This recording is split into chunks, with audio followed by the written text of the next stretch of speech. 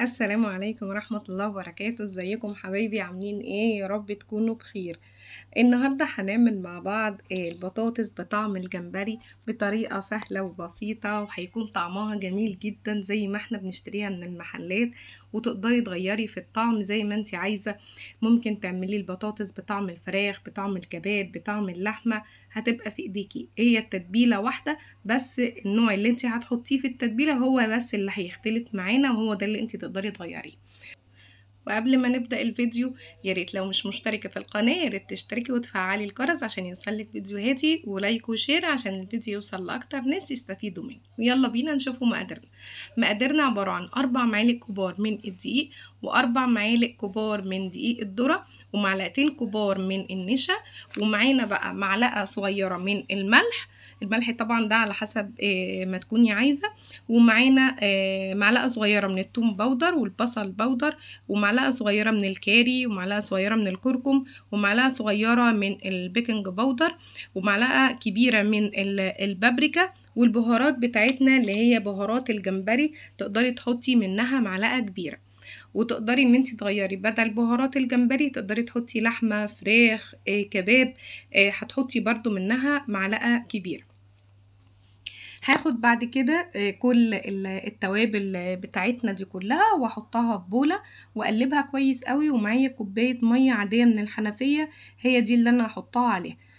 وطبعا كوباية المية دي على حسب المقادير اللي انتي عاملاها. المهم ان القوام بتاعها يكون بالشكل ده، يكون تقيل ما تكونش خفيفة، علشان البطاطس لما انتي تحطيها تقدر ان هي تتغطى بيها كويس قوي. وطبعا البطاطس احنا بنقطعها ما بتكونش رفيعة قوي ولا تكون تخينة قوي، بنقطعها كويسة تتحمل عشان ما تتكسرش معاكي وانتي حطاها على النار. بعد ما تبلها حلو قوي كده تقدري تسيبيها شوية في التتبيلة، وبعد كده تبتدي تشتغلي بيها.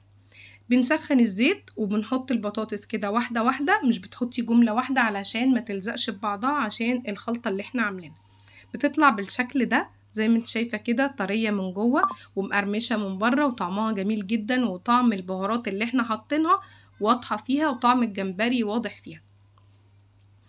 انا هنا جبت عيش فينو، تقدري ان انتي تحطيها في عيش عادي، تقدري ان انتي تحطيها في عيش سوري زي ما انتي عايزة. حطيت معايا البطاطس، وكان عندي جبن انا عاملاها بطعم الفاهيتا فحطيتها معاها برضو تديها طعم، وقطعت معاها طماطم وبقت بالشكل اللي انتي شايفاه ده. تقدري ان انتي بقى تحطي معاها اي حاجة، حطي بقى معاها مايونيز، حطي معاها كاتشب، اللي انتي عايزاه. وبتبقى بالشكل ده زي ما انت شايفة. ده الساندوتش بتاعنا بتاع بطاطس بطعم الجمبري، سهل وبسيط ومفهوش اي حاجة، وبرضه هيسعد ولادنا وهيحبوه. وزي ما قلتلك انت هتغيري في الطعم، تقدري تعمليه بالفراخ، بالكباب، باللحمة، ببهارات الجبنة، برضو هتبقى طعمها حلو. وترشي كمان فوق البطاطس لما تطلع من البهارات دي، سواء بهارات لحمة، جمبري، جبنة، علشان الطعم بتاعها يبقى طاغي فيها ويبقى طعمها حلو. وبكده نكون خلصنا فيديو البطاطس المحمرة بتاعتنا اللي بطعم الجمبري. ويا رب الفيديو يكون عجبك، ولو عجبك الفيديو ما تنسيش الاشتراك في القناة وتفعيل الجرس عشان يوصلك فيديوهاتي، ولايك وشير للفيديو عشان يوصل لأكتر عدد من الناس يستفادوا منه. وإن شاء الله أقابلكم في فيديوهات تانية.